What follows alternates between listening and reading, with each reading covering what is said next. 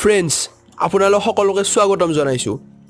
এজন ধনী আৰু এজন এভাৰেজ মানুহৰ মাজত কি পাৰ্থক্য সেইটো জানিবলৈ ভিডিঅ'টো শেষলৈকে চাওক। এবাৰ ইণ্টাৰভিউ লোৱা ব্যক্তি এজনে বহুকেইজন ডাক্তৰ, ইঞ্জিনিয়াৰ, বিজনেছমেন আদি সুধিলে যে BMW কিনিবলৈ হ'লে আপোনাক কিমান সময় লাগিব। তেতিয়া সেই ডাক্তৰ, ইঞ্জিনিয়াৰ আৰু বিজনেছমেনৰ কোনোবাই 5 মাহ, কোনোবাই 6 মাহ আৰু কোনোবাই 7 মাহ সময় লাগিব বুলি কৈছিল।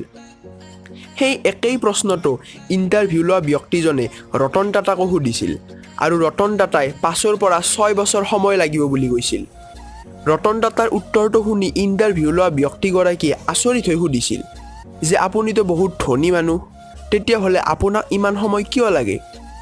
তেতিয়া ৰতন টাটাই কৈছিল যে BMW কোম্পানীটো ইমান সৰু কোম্পানী নহয় যাক কম সময়ত কিনিব পাৰি। আৰু এইটোৱেই আছিল এজন ধনী আৰু এজন এভাৰেজ ব্যক্তিৰ মাজৰ পাৰ্থক্য। ইণ্টাৰভিউ লোৱা ব্যক্তিজনে কোৱা নাছিল যে BMW এখন কিনিবলৈ বা কোম্পানীটো কিনিবলৈ কিমান সময় লাগিব, মাত্ৰ তেওঁ সুধিছিল যে BMW কিনিবলৈ আপোনাক কিমান সময় লাগিব। আৰু যি এভাৰেজ মাইণ্ডৰ মানুহ তেওঁলোকে ভাবি লৈছিল যে এখন BMWৰ কথা কৈছে, আৰু যিটো হাই থিংকিঙৰ মানুহ অৰ্থাৎ ৰতন টাটা তেওঁ ভাবি লৈছিল যে BMW কোম্পানীৰ কথা কৈছে। গতিকে এইটোৱেই হ'ল ডিফাৰেঞ্চ।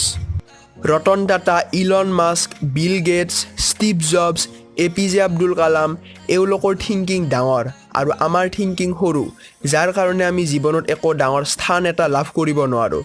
গতিকে আপুনি যি পৰিস্থিতিতেই নাথাকক কিয় নিজৰ থিংকিং সদায় ডাঙৰ কৰি ৰাখিব।